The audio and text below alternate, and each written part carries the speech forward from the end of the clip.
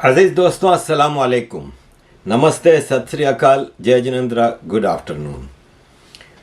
अजीज दोस्तों, international lobbying चल रही है। राहुल गांधी इस वक्त इंटरनेशनल लेफ्ट और जो एंटी इंडिया एक मूवमेंट चली है उसके चीफ बन के आए हैं सामने, और वो उनके मेन स्पॉन्सर वो होता है ना, जैसे कोई एड है, कोई कंपनी है जो अपनी एड लॉन्च करती है अपनी पब्लिसिटी के लिए, तो उसका ब्रांड एम्बेसडर होता है एक मैन। शाहरुख खान है, सलमान खान है, अक्षय कुमार है, ऋतिक रोशन है।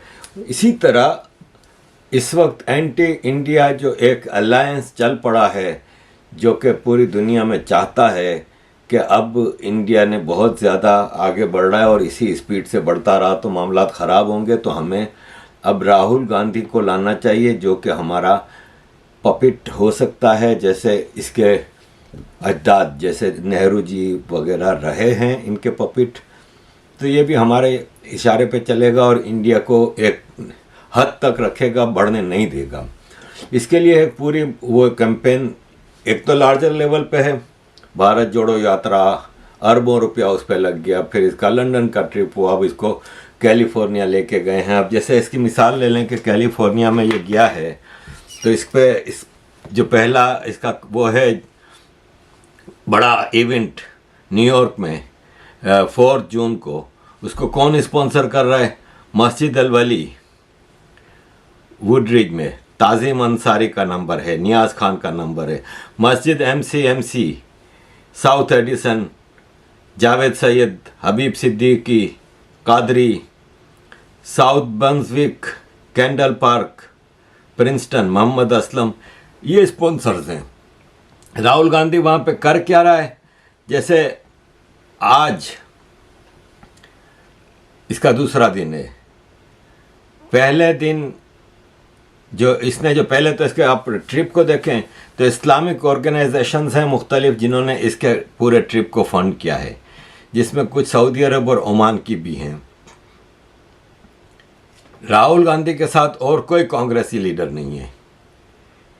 18 मुख्तलिफ अमेरिकन मुस्लिम लीडर्स से ये मुख्तलिफ जगहों पे New York, Washington, Chicago, Minnesota, Ohio वगैरह में मिलेगा। जॉर्ज सोरोस बैकग्राउंड में जो खबर है वो इसका मेन स्पॉन्सर कर रहा है। BBC, स्काई चैनल इसकी टोटल कवरेज करेंगे। अब ये सारी चीज़ें हैं, अगले 6 से 9 महीनों में ये और मुख्तलिफ ऐसे ट्रिप करेगा। ये असल मकसद है कि किसी तरह दुनिया के उस पर राहुल गांधी को एक लीडर, क्योंकि इस वक्त दुनिया में मोदी जी को एक बहुत बड़ा लीडर माना जा रहा है, लाया जा रहा है, एक्सेप्ट किया जा रहा है, रेस्पेक्ट मिल रही है, तो वो दुनिया के सामने इसको एक बड़ा लीडर बना के पेश किया जा रहा है। पहला दिन राहुल गांधी का अमेरिका में इमिग्रेशन से क्रॉस करके आगे बढ़ता है, बाहर निकलता है, 5-6 लोग उसके स्वागत के लिए खड़े थे। Rahul Gandhi Indian American Council, Indian American Muslim Council के पहली गैदरिंग होती है, उसके अंदर स्पीच करता है। ये ऑर्गेनाइजेशन जो है इंडियन अमेरिकन मुस्लिम ऑर्गेनाइजेशन या काउंसिल, ये एक्चुअली ISI स्पॉन्सर्ड है। ISI के स्पॉन्सर किए हुए, लॉन्च किए हुए जो इनके कारतूस हैं जो अमेरिका में मुख्तलिफ ऑर्गेनाइजेशंस ISI वहाँ पे चलाती है इस्लामिक नाम पे, और ये वो उनमें से एक ये ऑर्गेनाइजेशन है। और ये प्योरली ISI के लोगों के ज़रिए चलाई जाती है। इनविटेशन और रजिस्ट्रेशन के ज़रिए इसमें लोग शरीक हुए इस प्रोग्राम में, और इसकी इनविटेशन और इसकी रजिस्ट्रेशन का काम मस्जिदों में मुख्तलिफ इलाकों की हुआ। इस मस्जिदों के जो मेंबर्स हैं, कमेटी के मेंबर्स इन मस्जिदों की, वो इंडिया, पाकिस्तान, बांग्लादेश और अफ़गानिस्तान के मुसलमान थे।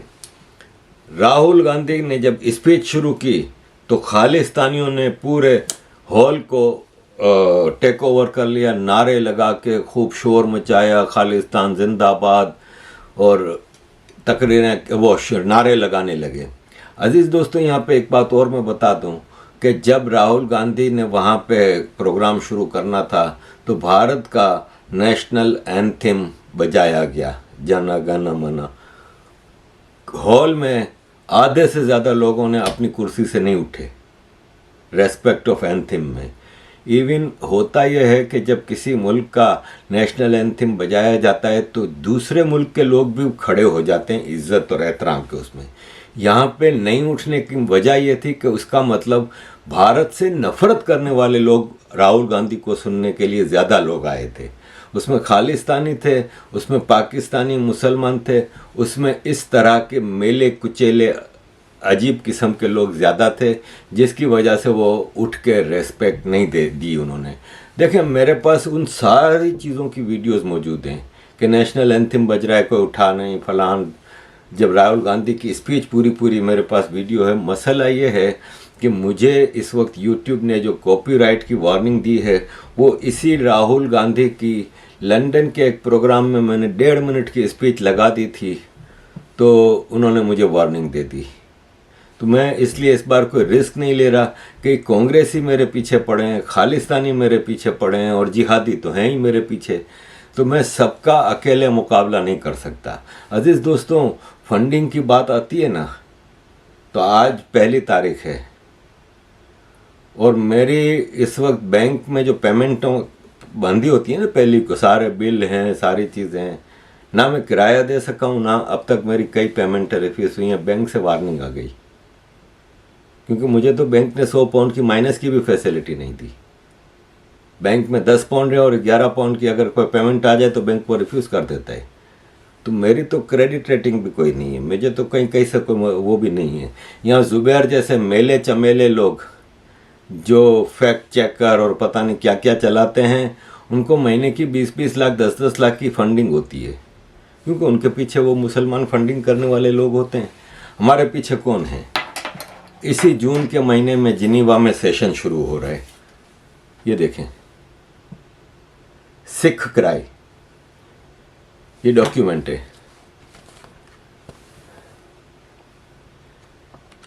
ये सब बांटा जाएगा उधर। सिखों का रेप हो रहा है भारत में, ये सब है, ठीक है। फंडिंग है इनके पास। ये कश्मीर में भारत अत्याचार कर रहा है। भारत ने कश्मीर में कयामत ढाई हुई है।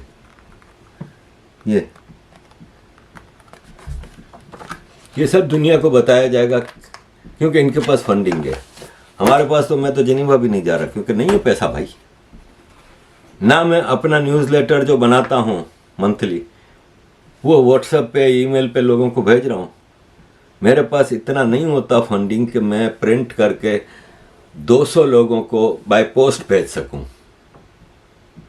इन सब पे खर्चा होता है। हमारे पास तो कोई फंडिंग नहीं आती। इन लोगों के पास बड़ी फंडिंग होती है, मुस्लिम ऑर्गेनाइजेशंस आती हैं। हमारा एक मिसाल ले लें, मेरा ये प्रोग्राम ही है। मैंने कई बार कोशिश की कि कोई स्पॉन्सर ही मिल जाए इस प्रोग्राम का, ही कोई हम 10 सेकंड का 25 सेकंड का ऐड चला दें, कोई स्पॉन्सर ही कर दे। कुछ भी नहीं है भाई, आपके सामने कितने सालों से चल रहा हूँ। वो छोटा मोटा कोई आ जाता है फंडिंग का, तो उस पे हमारा चलता है। और ये है कि वो भी क्या आता है, कल 9 पेनी का मतलब हुआ कि किसी ने 20 रुपया भेजा इंडिया से। 5 दिन पहले, इससे पहले एक पेमेंट आई थी, वो 70 पेनी। किसी ने 100 रुपया भेजा होगा, टैक्स कटा के 70 पेनी। ये एंड ऑफ द मंथ हमारे पास 200 पाउंड की फंडिंग हो जाती है। उसमें हम क्या अपना खर्चा चलाएं, क्या वो करें। तो खैर, हम तो आपसे रिक्वेस्ट ही कर सकते हैं कि हमारे हाथ मजबूत करें, हम प्राइवेटली अपने तौर पे कुछ चीज़ों को चलाएं, जिससे कि हम भारत के आइडियोलॉजिकल बाउंड्रीज का डिफेंस कर सकें। तो ये है अजीज दोस्तों। तो राहुल गांधी के प्रोग्राम के हवाले से मैं बता रहा था कि इनका तो एक पूरा एजेंडा है। अगर ये इस टाइप की किताबें जिनीवा में हजार हजार छपवा के ले जा सकते हैं तो आप सोचें कितना खर्चा करते हैं। फिर वहां पे जो टीम आती, हमारी तरफ से, भारत की तरफ से तो कोई नहीं जाएगा। ये बेचारी लड़की कल दिल्ली में मार दिया, परसों कोई एक आदमी उस पर बोलने वाला उधर नहीं होगा। भारत पाकिस्तान में हजारों माइनॉरिटी हिंदू लड़कियों की, माइनर लड़कियों की, वो भी इनके रेप हुए, इनके साथ अत्याचार हुआ, फोर्स कन्वर्जन हुआ, एक आवाज़ वहाँ पे बोलने वाला नहीं होगा। यूनाइटेड नेशंस के जो मैन कौंसिल हॉल में स्पीचेस होती हैं ना, 1.5 मिनट की होती हैं। एक स्पीच हुई, दूसरे ने शुरू की, दूसरी, आप यकीन माने रोज़ की मैं बता रहा हूँ, एग्जेजरेशन नहीं कर रहा, 70 से 80 स्पीचेस भारत के खिलाफ होंगी। ये सब पाकिस्तानी कर रहे होंगे, कश्मीरी, खालिस्तानी, मुसलमान के नाम पे कि भारत में मुसलमानों का क्या हाल हो रहा है, ये है वो है। रोज़ की 70-80 स्पीचेस होंगी। इतना ये लोग एक्टिवली लॉबिंग पे खर्चा भी करता है गवर्नमेंट ऑफ पाकिस्तान भी, और प्राइवेट स्पॉन्सरशिप भी होती हैं। हमारे को तो भारत की तरफ से तो कोई नहीं जाता उधर। भारत की तरफ से तो कोई इक्का दुक्का कोई चला गया तो चला गया, अदरवाइज तो कोई वहाँ पे कोई ख़ास स्पीच नहीं होती, कोई एक्टिविटी नहीं होती, कोई प्रोटेस्ट नहीं होते। तो खैर, ये राहुल गांधी ने ये प्रोग्राम किए हैं अमेरिका में। अभी तो पहला दिन है, अभी आगे और भी काफ़ी इसने काम करने हैं। अजीज़ दोस्तों, 2024 इस टारगेट, 2024 को टारगेट करने के लिए इन्होंने अब तक ये मसला था कि इनके पास कोई यूनाइटेड लीडरशिप नहीं थी। इश्यूज तो ये क्रिएट कर रहे हैं फार्मर्स का। अब ये जो रेसलर्स वाला मामला चल रहा है, ये रेसलर्स वाले मामले पे ये होता है कि मुख्तलिफ लोग सवाल करते हैं। मेरे भी जहन में एक सवाल आया जो स्मृति ईरानी जी कर रही हैं, तो मेरे जहन में ये काफ़ी दिनों से सवाल है, क्योंकि मैंने बबीता फोगट का इंटरव्यू किया था और मैं जब से देख रहा हूँ ये रेसलर्स का जो मामला पिछले महीने 1.5 महीने से जंतर मंतर पे, इसमें ना मुझे बबीता ना गीता दोनों नज़र नहीं आई। तो ये इनकी फैमिली की लड़कियां और लड़के प्रोटेस्ट कर रहे हैं, तो ये क्यों नहीं आ रही, ये क्यों सपोर्ट नहीं कर रही, ये क्यों उस ड्रामे का हिस्सा नहीं बन रही? डरती हैं क्या? नहीं ना। इसका मतलब ये है कि दाल में बहुत कुछ काला है। ये एक इशू बनाया गया। अब इंटरनेशनल रेसलिंग एसोसिएशन है, वो भी इस पर बयान दे रही है। मासूम मजलूम रेसलर्स के ऊपर दिल्ली पुलिस का हमला। मासूम मजलूम रेसलर्स वहाँ पे महीने से बैठे ड्रामा कर रहे थे, पूरी दुनिया में बदनाम कर रहे थे भारत को, तो दिल्ली पुलिस ने तो कुछ नहीं किया। ये आपके मासूम मजलूम ने हमला कर दिया पार्लियामेंट के ऊपर। ये मार्च करते हुए पार्लियामेंट के अंदर घुसना चाहते थे, इसलिए पुलिस को तो फिर रोकना है ना। कि बात वही है कि आपने एक लाइन जो बंधी हुई है, जो लॉ की, कानून की, उसको क्रॉस करेंगे तो क्यों क्रॉस कर रहे हैं? आपको भी पता है कि इसके बाद पुलिस रिएक्शन लेगी, और जब पुलिस रिएक्शन लेगी तो आप उसको ज़्यादा से ज़्यादा सेंसेशनलाइजेशन करके पूरी दुनिया में भारत को बदनाम करोगे। ये 2024 टारगेट है। हर लिहाज से लीडरशिप लाई जा रही है राहुल गांधी की। अब आप ये देखें, कांग्रेस की ही बात करें हम, ये देखें, ये कांग्रेस के जो नेता हैं कमल साहब, ये आपको यहाँ पे एक प्रोग्राम होता नज़र आ रहा है, कांग्रेस पार्टी का है। इनके पीछे पिक्चर्स किसकी लगी हुई हैं? नेहरू जी, इंदिरा गांधी, संजय गांधी, राजीव गांधी, सोनिया गांधी, राहुल गांधी। और कोई लीडर नहीं है इनके पास। शास्त्री जी इनके लीडर नहीं थे। वही तो एक अजीम कांग्रेसी लीडर थे। वल्लभ भाई पटेल इनके लीडर नहीं थे, या नरसिम्हा राव। आज इवन ये अभी की प्रोग्राम की फोटो है, इसमें अभी के कांग्रेस के प्रेसिडेंट, ये फैमिली लिमिटेड पार्टी है, सिर्फ एक फैमिली की। अभी मैं एक प्रोग्राम की वीडियो देख रहा था कर्नाटक की, तो हॉल में कुर्सियां लगी हुई हैं, हॉल नहीं कमरा था बड़ा, उसमें कुर्सियां लगी हुई हैं कोई 40-50, एक टेबल है और टेबल के पीछे एक कुर्सी है। अब वो खारगे साहब है ना जो आए उनके प्रेसिडेंट कांग्रेस के, वो उनके लिए कुर्सी रखी गई थी अकेले के लिए। बाकी अभी जो कर्नाटका में चीफ मिनिस्टर बने हैं, डेप्यूटी चीफ मिनिस्टर बने हैं, वो सब पब्लिक में जो बनाई थी वो कांग्रेस पार्टी की एक कॉन्फ्रेंस थी। अब वो खारगे साहब के साथ राहुल गांधी आए। अब वो डेप्यूटी चीफ मिनिस्टर है ना, वो फौरन एक कुर्सी उठा के भागता हुआ आया और जो चेयर खारगे साहब की कुर्सी है उसके बराबर में राहुल गांधी की कुर्सी रख दी, ताकि राहुल गांधी साहब भी उधर बैठे। तो ये जो प्रेसिडेंट आपने इलेक्ट करवाया है, ये एक टोपी ड्रामा है। ये ऐसे ही है जैसे मनमोहन सिंह आपने प्राइम मिनिस्टर इलेक्ट कराया था, असल डोरियां पीछे से सोनिया जी हिला रही थी। तो ये खारगे साहब की भी औकात क्या है, पूरे भारत यात्रा जोड़ में क्यों नहीं आए नजर? लीडर तो प्रेसिडेंट तो आप हो भाई, राहुल गांधी तो नहीं है। पूरी दुनिया में दंदनाता राहुल गांधी फिर रहा है, अगले प्राइम मिनिस्टर का कैंडिडेट बनाया जा रहा है। लेकिन ये ओपोजिशन है ना, सारी मतलब ही है, सबके अपनी करप्शन की एक लाइफ है जिसको ये सस्टेन करना चाहते हैं। ये एक दूसरे के पीछे नहीं चल सकते। जब इलेक्शन का वक्त आएगा तब पता चलेगा। अभी तो रेसलर को सपोर्ट करने के लिए ममता जी कलकत्ता में प्रोटेस्ट कर रही हैं। वो बैनर उठाया था, वी वांट जस्टिस। ममता जी पहले आपके बंगाल में जो हिंदुओं के साथ हो रहा है उनको थोड़ा जस्टिस दे दें।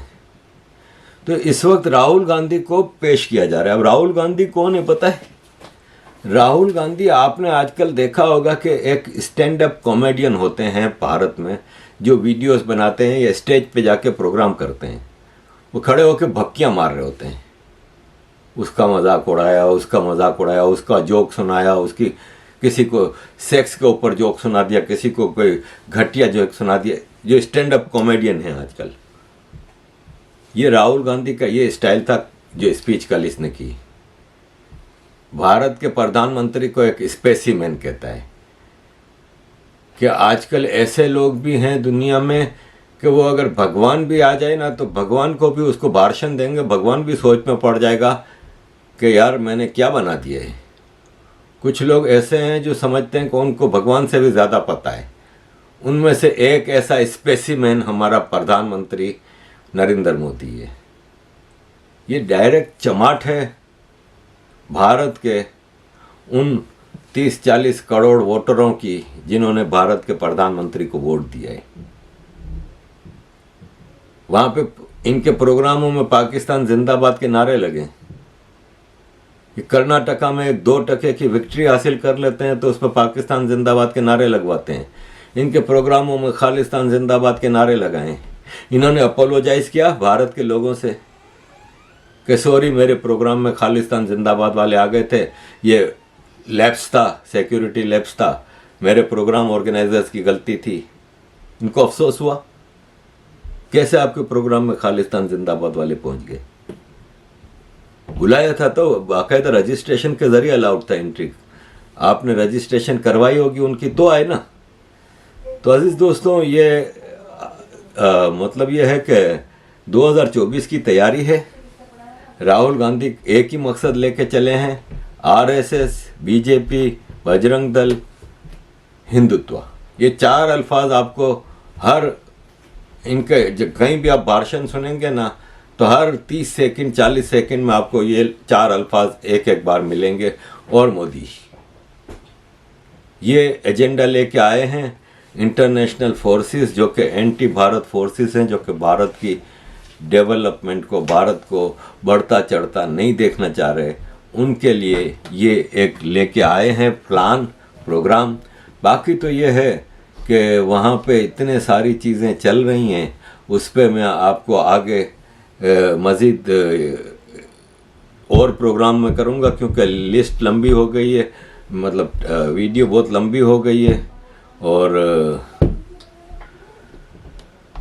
थैंक यू वेरी मच अजीज़ दोस्तों for all your support. keep supporting.